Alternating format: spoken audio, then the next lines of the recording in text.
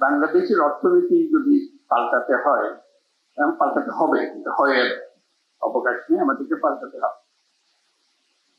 কারণ চট্টগ্রাম বন্দর হলো ভরসা।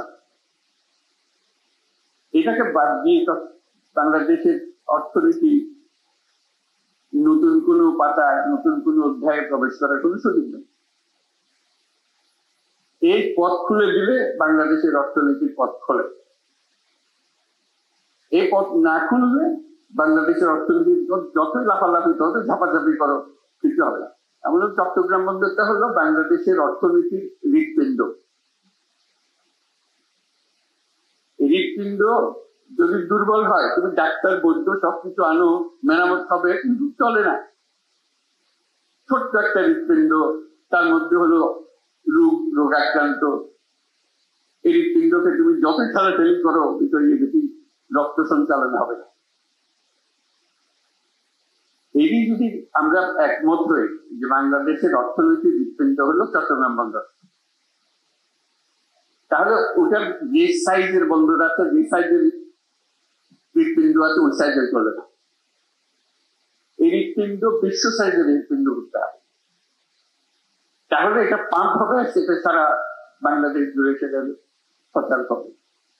এখান থেকে অর্থনীতি সচল হয়ে তার নারী দিয়ে উপরের দিকে যাবে, সারা দেশ জুড়ে ছড়িয়ে যাবে, আবার সারা দেশের জিনিস এখান দিয়ে বিদেশে চলে যাবে। এটি হলো হৃৎপিণ্ডের কাজ, এটি হলো বন্দরের কাজ।